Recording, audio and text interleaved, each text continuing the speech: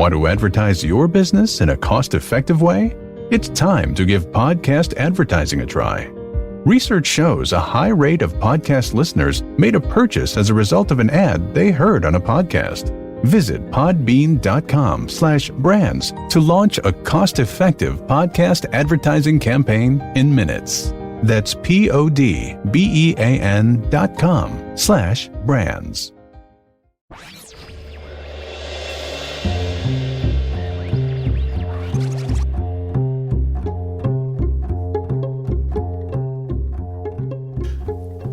Hello and welcome to another episode of the Breachside Broadcast, home of the finest voxcasting either side of the breach. On today's episode, we continue the story of the Crossroads 7 and their hotly anticipated concert at the Star Theatre. The stage is set, the lights are lowered, the music is about to begin, and Fortune is about to come face to face with despair. I hope you enjoy the conclusion of The Bold and the Desperate, right after this word from our sponsor.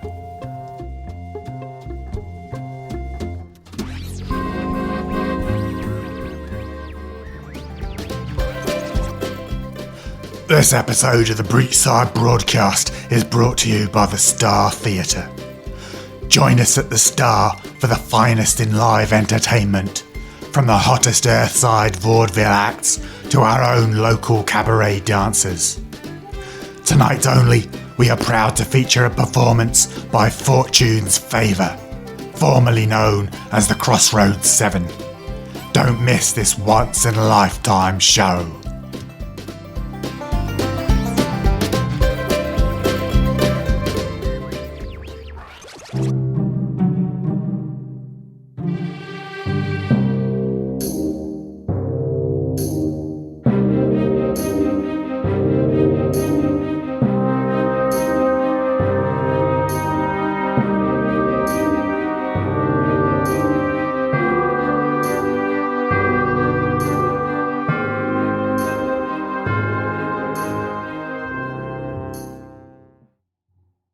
As was her custom, Angelica was watching the show from just off stage. A wave of emotions plunged through her as the music cranked up in volume and speed, burning hatred that could just as easily be mistaken for lust, or envy, or pride. She gritted her teeth, grabbing hold of one of the booms that supported the overhead lighting. She knew heavy magic when she saw it, and doubly knew what she had to do. Angelica tore herself away from the stage, stumbling back to the green room and slamming the door. The music died, cut off by the heavy soundproofing. Just as quickly as those feelings had filled her, they dropped away. "Well, shit," she mumbled. "Someone's going to have to drop the curtain on that." A blonde woman in overalls opened the other door into the green room, the one that led to the catacombs beneath the stage. Her eyes were wide with fright. "What the hell is going on out there?" the woman asked. "We need to find whoever signed this band," Angelica said. "Charisse, spin up the Caraphase." "The Caraphase?" The blonde woman seemed surprised at first, but then her training kicked in and she nodded in understanding. "How many of them?" Angelica was already moving past Charisse, her sequin dress shimmering like a torch in the dim backstage area. "All of them." Charisse's eyes widened in surprise. "Shouldn't we get Colette?" she shouted after the retreating MC. The panic was evident in her voice.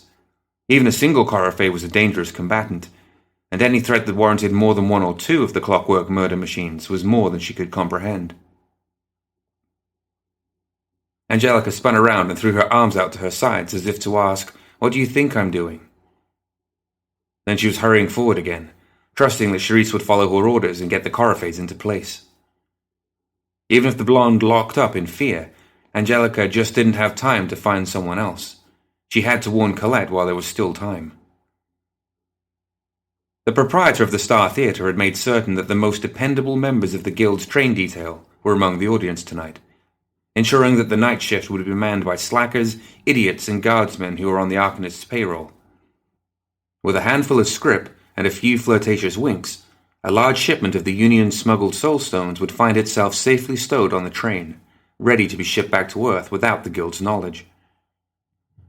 Colette had decided to oversee the delicate operation herself, and had left Angelica in charge of things at the theatre. Reaching the aviary, Angelica threw open the metal door and was greeted with the unblinking gaze of a dozen clockwork doves, all of them lined up neatly in 2 little rows upon their respective shelves. Despite the dire situation, she smirked when she saw that one of the tiny mechanical birds was wearing a very small top hat.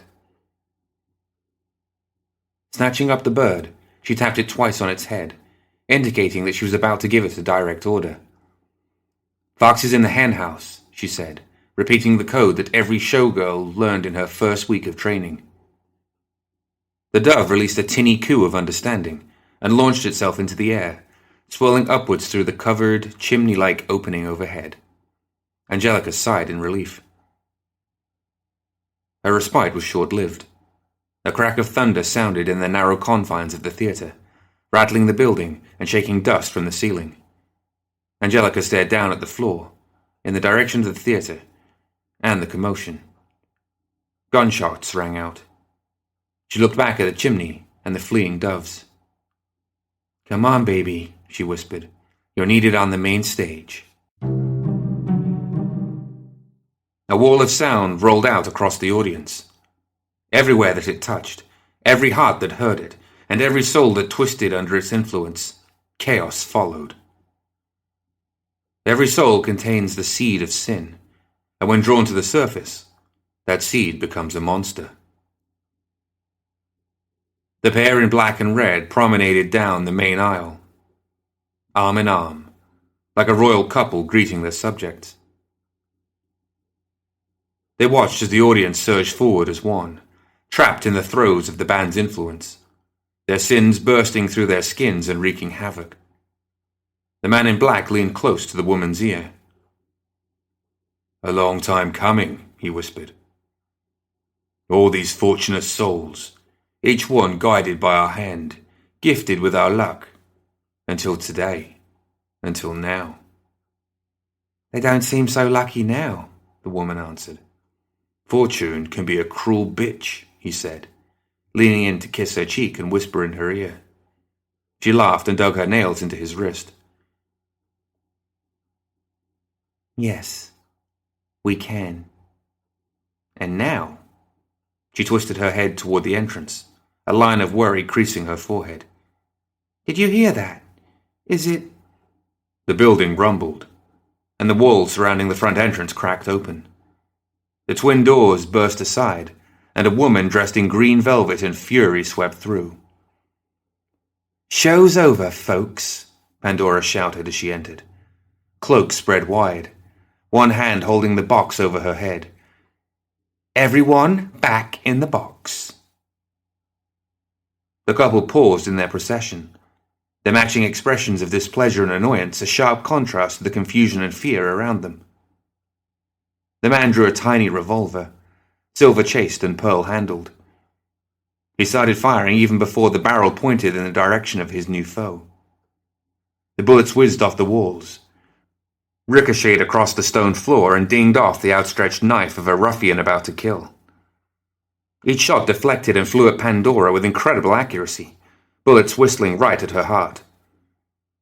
Each slug flattened itself against the wooden side of the box and clattered to the floor. Pandora smiled wide and batted her eyes. "Fortune," she purred. "You should know better than that." "Despair." The man in black holstered the pistol with a flourish, then shoved his hands into the pockets of his suit pants as he began walking casually up the aisle toward the thing that had once been Pandora. "Someone finally solved that little puzzle box of yours, The woman in red veered off in the other direction, putting a crowd of terrified humans between her and the other tyrant. "And a never-born host at that. You were always taking the difficult path, weren't you?" Dark, sinuous tendrils of shadow began to creep outward from Pandora, as despair grew more comfortable with its new body. "2 hosts," despair mused, its voice tearing deep furrows into the minds of those unfortunate enough to hear it speak. "Is that not the dragon's trick? Same old fortune, always stealing from your betters." The faces of both the man and the woman twitched at the same time, but it was the man who spoke. "We've come up with a few tricks of our own," he insisted. "Want to see?" The woman raised her head and gestured to the stage, and the song changed. The bodies of the band twitched and jerked like marionettes. Sloth brought his hand down on the strings of his bass, releasing a deep, reverberating peal. Pride and Greed joined him next, adding their own notes, and soon the entire band was playing a strange, lilting song, unlike anything the audience had ever heard. Music and magic flowed from the seven and into the heads of the audience, smothering their horror and panic in a phantasmagoria of raw sin. Despair wasn't familiar with the song, though it did stir long-forgotten memories of its mortal life, long before it had cast aside its impermanence. Images of easels splashed with blood, and fat black flies trapped in open jars of mixed paint welled up from the past. And with the thought, the tyrant obliterated the stirring memories from its mind. They were a distraction at a time where it most needed to be focused. To Despair's ears, the song was akin to 1,000 barbed threads, each of them winding its way into the minds and souls of the humans around them. Some of the barbs were of shades and hues well known to its palate: the poisonous emerald of jealousy, the prickly maroon of anger, the dirty grey of apathy. But others consisted of colours that Despair had not employed in countless centuries. Here and there, Despair thought it could see images taking form among the weaving threads, only to break apart and reform as the band lurched into a new verse. In a flash of insight, Despair realized the full extent of its fellow tyrant's plan. Fortune had filled the performance hall with humans of extraordinary luck, some of it natural, some of it carefully cultivated by the tyrant across a decade of subtle maneuvering and manipulation. The humans had been force-fed a steady diet of favorable coincidences and lucky breaks, and now their hidden luck intended to slaughter them and reap the rewards. The only flaw was that Fortune had, for reasons Despair could not fathom to guess, built its plan atop the backs of a handful of mortals. Intending to overwhelm the band with self-destructive urges and bring the performance and Fortune's hope of ascension to an abrupt end, Despair lifted its arm, only to find a dozen colored threads woven through its skin. The barbs tightened as the song's tempo increased, and more memories bloomed in the tyrant's mind. A shattered statue, broken masks, delicate fingers carefully smearing foul paint onto scarred flesh. The man in black had closed the distance between them. Reaching out, he took Pandora's chin in his hands and smirked. Despair's gaze was distant, and the mouth of its host moved up and down as she silently mouthed the words to the abhorrent song that swirled through the theater. "You always underestimated the value of luck," the man in black whispered as he leaned forward, his voice like poison in her ear. "Did you think me foolish enough that I wouldn't prepare for one of our peers showing up?" Across the room, the woman in red watched with amusement as the humans around her gave in to their base impulses. Some grabbed weapons and began to stab and bludgeon those sitting next to them, while others ripped at their clothing and embraced in desperate need. The woman nearest her, trapped between two different melodies, had ripped jeweled necklaces from the necks of the women around her and was trying to swallow the strings of pearls and diamonds before their former owners could claw them away. No matter their obsession, however, they all gave the couple a wide berth without truly understanding why. The man in black stepped back from Despair and motioned to it with his hand. Heeding his silent command, one of the patrons, his suit torn and bloodied, cautiously approached the slack-jawed tyrant. He was brandishing part of a broken armrest like a crude club, its end smeared with gore and clumps of blood-matted hair. On stage, the vocalist screamed incoherent words into the twisting tapestry of the song, and with a matching scream, the man swung his club at Despair, catching the dazed tyrant right in the side of the head. Pandora's body crumpled to the ground as the club came down again and again, cracking bones with each brutal strike. Gradually, Pandora became aware of darkness and agony. Her entire body ached, and her right arm and leg were bonfires of pain. Briefly, she wondered if she was dead, or even undead. But then she tried to breathe, and was rewarded with pain the likes of which she had never known. She nearly blacked out right there and then, but one thought kept her tenuous grip on consciousness intact. Dead people don't breathe. Slowly, she forced her eyes open. Slowly, she forced her eyes open. She was on the ground, staring up at the intricately painted ceiling of the Star Theatre. People were moving around her, but something was wrong. She couldn't hear them moving, or rather their shouts and screams were muffled by the loud ringing sound in her ears. She tried to turn her head, but pain seared its way through her skull. Groaning, it came out as little more than a wheeze. Pandora tried to sit up, but something weighed down her right arm. Another wave of pain roared through her as she turned her head, and after the blurriness of her vision cleared, the shape of the tuxedo-clad man swam into focus. He was kissing her hand. A torrent of agony roared through her arm as he pulled back and slurped down the flesh she had torn away. He was eating her. Using her good arm, Pandora motioned toward the man, sending barbs into his mind and turning his hunger inward. Without missing a beat, the man tumbled backward and started gnawing on his own fingers. Freed of his weight, Pandora was able to push herself into a sitting position and look around, taking stock of her surroundings. Everything was in chaos. The patrons of the Star Theatre, those that were still alive at least, had lost their minds. Some were looting purses and wallets. Others were standing atop their seats and boasting loudly about their accomplishments. And still more had chucked their clothes entirely and given in to their most base hedonistic impulses. The most impressive and terrifying sight was reserved for the stage, however.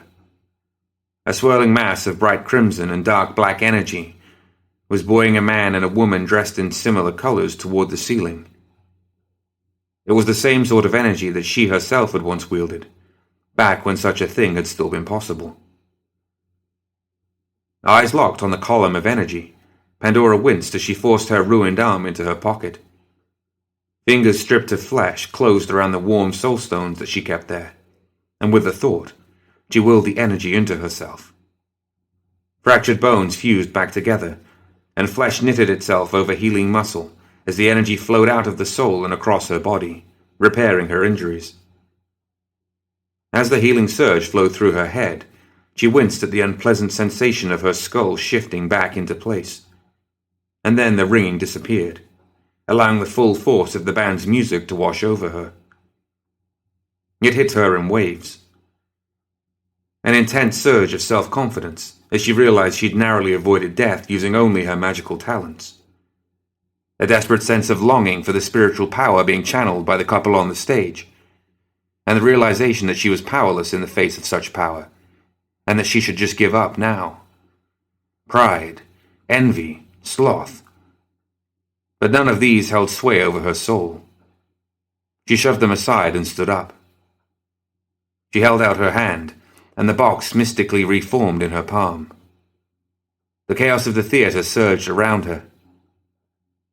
She tilted her head toward the stage. Fortune was clambering over the choir lights to join the band. "That's enough," Pandora said, striding forward. "You've had your fun, Fortune. My turn." A clear, feminine voice, well accustomed to projecting to the back seats, cut through the music like a knife. "Time for your curtain call." A few of the band members looked upward just in time to see the velvet curtain suspended above loosen, then snap free. Surprise wrenched them out of their trance, and a moment later, the music grinded to a halt as the heavy curtain crashed down onto them. The moment the music ceased, the frenzied actions of the enthralled crowd came to a halt. Men in gore-splattered tuxedos stared down at their bloody hands in horror, while women in tattered dresses fell to the ground and began vomiting up chunks of their fellow patrons. Some frantically snatched at whatever clothing was nearby to cover their naked bodies, while others collapsed to the ground and began screaming as the pain of their numerous injuries finally caught up with them. High above the stage in the catwalks, Colette Dubois tossed aside the sword she'd used to sever the curtain's counterweight and snapped her fingers. She exploded into a cloud of glitter and blue smoke, only to reappear center stage amidst a burst of doves. Though not dressed in her typical stage costume, she was wearing workman's pants, a common white shirt, a heavy cloak trimmed with hawkat fur and matching earmuffs. Colette remained a sight to behold. The illusionist pointed a delicate finger at the swirling mass of black and red energy gathered at the stage's edge. "I don't have the faintest idea what the hell you are, but I'm going to have to ask you to leave my theater." The figures floating in the column of twisting energy whipped around to face Colette and descended to the stage. At first they appeared to be human, but there was something else superimposed over the top of them, a hideous creature with 6 limbs and a face that resembled a theater mask, half in crimson and the other in black. "We do not have time for this interruption," the thing replied, its twin voices spilling from the mouths of both the man in black and the woman in red. "Our ascension is nigh." Colette tapped her earmuffs. "Sorry, I didn't catch that. I'll assume it was something clever." The woman in red made a swiping motion toward Colette, and the spectral thing possessing her mimicked the gesture. A massive claw of boiling red-black energy slashed into the magician, and passed right through her as the image shattered like a mirror. Colette reappeared, standing atop the edge of the balcony across the theater, but before she could get her bearings, the man in black raised his hand and snapped his fingers. With a groan, the balcony lurched under Colette's feet, and sent her and the dozens of confused patrons still in the balcony tumbling toward the seats below. Colette shouted in surprise and twisted her fingers, intending to teleport herself and the other patrons to safety, but the magic slipped away from her grasp like oil. Across the room, the woman in red watched with pleasure as the annoying illusionist disappeared into a tremendous crash of sound and dust. With that problem dealt with, the tyrant turned its dual attention back to the band. "Play. Play until you die if need be, but play." "We're trying," came Greed's reply from underneath the curtain. The band was struggling to free itself from the heavy curtain, but it was a time-consuming task. The tyrant's attention was drawn away from the band by a light-hearted voice. "Excuse me?" The couple turned in a single motion, mirrors of each other, and stared down into the desolation of the seating area. Pandora was standing there, her green riding cloak just as disheveled as her red hair. She was clutching a puzzle box in her hands, and smiling in a way that even the tyrants found disturbing. The man and the woman sneered in unison. "It is too late to spare. We have never been stronger." Pandora's mouth curled into an O shape. "Oh, I'm sorry. Despair isn't here right now. Let me see if I can find it." She raised her puzzle box and slid the top open. Sickly green light emanated from the box, the only warning before dozens of screaming phantasms spilled forth from the vessel in search of prey. The patrons closest to Pandora fell beneath the woes like a thick mist overtaking a sleepy town. Some of the spectral creatures wrapped long, desiccated fingers around their victims' throats, choking the life from them. Others tore into the crowd, ignoring the frantic flailing of the helpless patrons as they passed through their spectral forms. The majority of the spectral horrors, however, swarmed forward toward the twinned tyrant on the stage, as Pandora offered it a cold, cruel smile.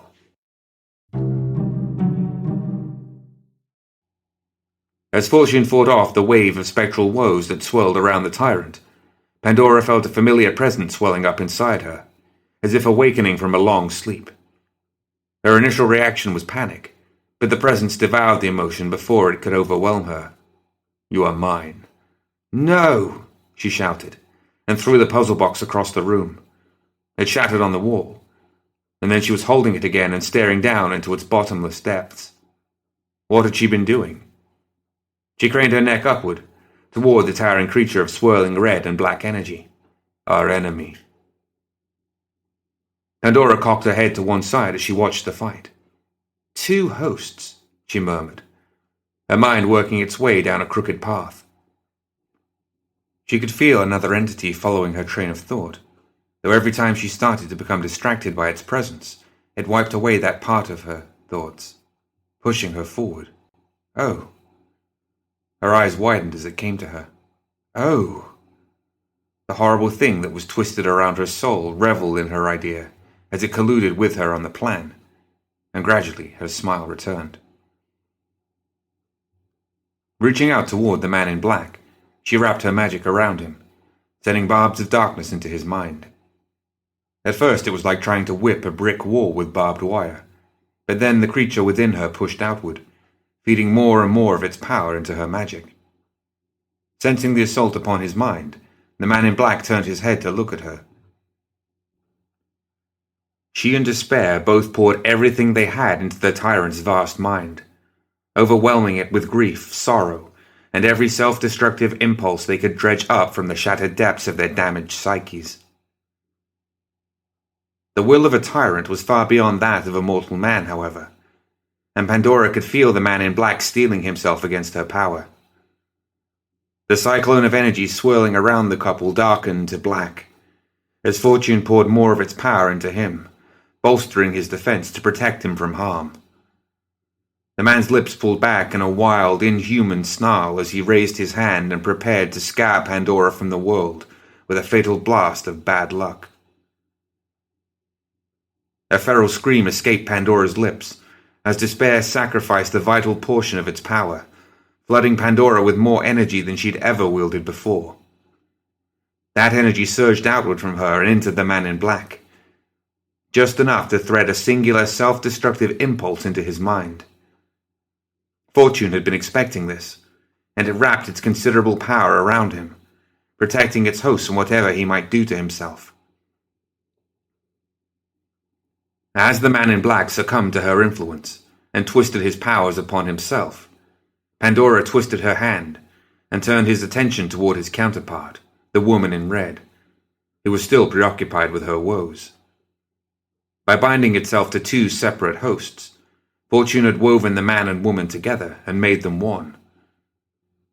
With a roar of self-hatred, the man in black released the dark magics he had gathered, not at his physical body, but at the other part of himself, at the woman in red. Fortune saw the trap a fraction of an instant too late. The black aura that surrounded its hosts flared up in bright crimson as the burst of bad luck struck the woman, triggering dozens of possible but highly improbable events all at once. Dozens of embolisms formed in her brain as she stumbled backward and fell through a weak part of the stage into the substructure dozens of feet below. A massive spectral claw of crimson energy lunged for her, but she twisted as she fell, unbelievably slipping just between the tyrant's fingers to slam onto the cold stone floor below. Infused as she was with the power of a tyrant, she could have survived the fall without incident, had she not landed just so and snapped her neck with a loud crunch. No! The spectral tyrant's scream shook the walls of the Star Theatre as it flailed at the soul of its host, trying to force it back into the woman's body and resurrect her. But she had landed right next to the sack of soulstones that Colette had brought with her in her desperate return to the theatre. The dozens of gemstones absorbed not just her power, but large swaths of the tyrant's own power, which it had bound to her. A lesser soulstone would never have been able to contain such energy, but by some twist of bad fortune, the ones in the sack were all of the highest quality, each one a small fortune in its own right.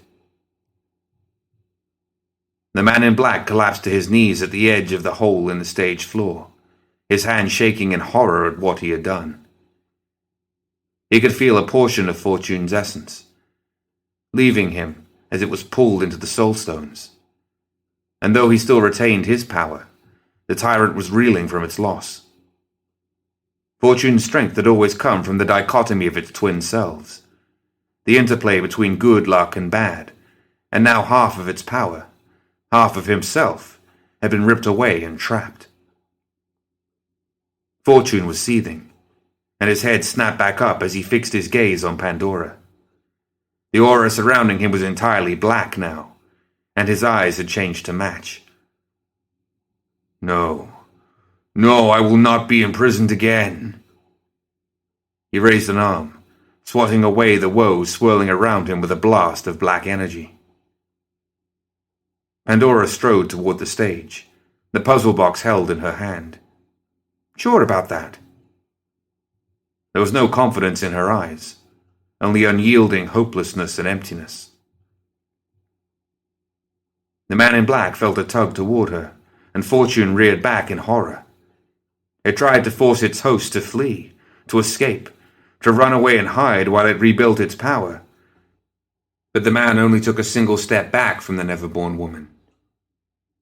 Twisting its attention inward, the tyrant found that its host had been overwhelmed by black barbs.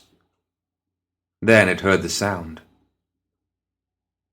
It was a single note, played over and over again in a steady rhythm. Fortune followed the sound and found one of the band members, Sloth, standing beside the fallen curtain.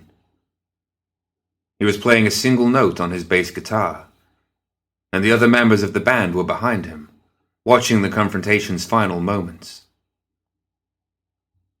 No offense, came the bass player's slow drawl, but I think I speak for the whole band when I say you've been a shitty manager. Fortune screeched in anger and tried to force the man in black to lash out against Pandora, to obliterate Despair's host while the other tyrant was weakened from its attack. But it was like trying to control a puppet that was underwater. By the time that the man had raised his hand, Pandora was already at his side, the box in her hand. Fortune felt the tug again, stronger than before. He could feel its essence being pulled into the ancient trap. And there, at the puzzle box's center, was the coiled darkness of screaming faces and sinister intent. Jaws reached up toward Fortune, and then it was no more. Pandora snapped the lid of the box shut. Up on the stage, the band members all slumped as a portion of the power infusing them disappeared. The woes swirling overhead, sensing their master's success, began to disperse in search of more victims. The band exchanged uneasy looks as Pandora watched them and affectionately stroked her puzzle box. Sloth ceased playing his instrument and looked up at the never-born woman, uncaring whether or not she decided to destroy them as well. Instead, Pandora merely frowned. "I'm not fond of your music," she said, before turning around and hopping down off the stage. "Learn some better songs."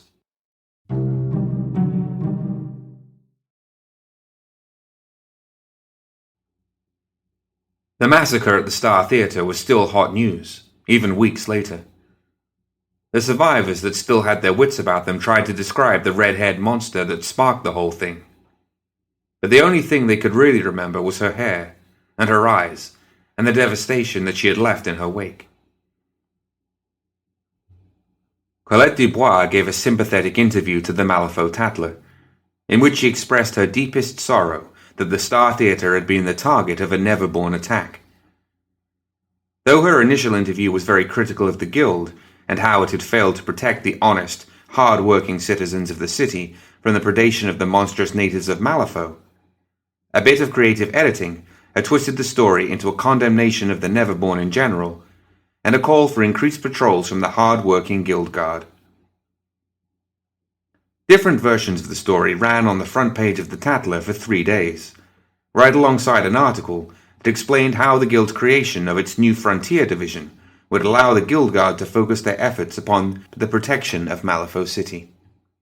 Angelica sighed as she threw the paper down on the stage. She was sitting on the edge next to Colette as the two of them watched the construction workers slowly tear apart the collapsed balcony and carry the debris out to the street. Honestly, I don't know why you even bothered to give them an interview in the first place. Colette continued to bob her finger in front of the clockwork dove that was resting on her wrist. It chirped in a different key with each dip. It's good publicity. Everyone wants to know what happened, and if the guild thinks that things have been handled, they won't look into things any further. More sleight of hand, Angelica replied, smiling as she shook her head. Did you figure out what you wanted to do with the soul stones? The ones from the basement? I gave them to Kyrus. Catching the look that Angelica shot her, Colette raised her finger, prompting the dove to chirp out a sharp, piercing note. Don't start. We can't have those things lying around the theater, and I'm not comfortable using them. Kyrus and her... Arsonists? Angelica offered.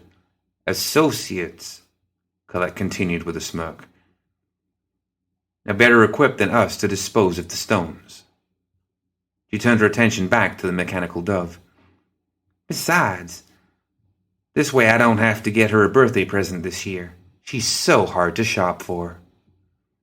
Angelica rolled her eyes, pushed off from the stage, and went to help the workers tear apart the rest of the balcony. Standing in front of a boutique shop window, its display half hidden by muted shop lights and shadow, was Pandora. Her fingers twiddled with the tears in her clothes as she stared at a mannequin in a long black dress. As she focused on the subtle details, the red thread, the hand-secured obsidian beads, the endlessly looping embroidery, her hand found its way to the box's lid, cracking it open with an absent-minded flick of her thumb. Now that's a bold look. Two voices immediately spoke from the box. With that gorgeous red hair, I'm starting to think that black is your color. Maybe we should talk As if from a daydream, Pandora woke up and closed the lid. She sighed, pushed her hair away from her eyes, and walked away from the boutique window.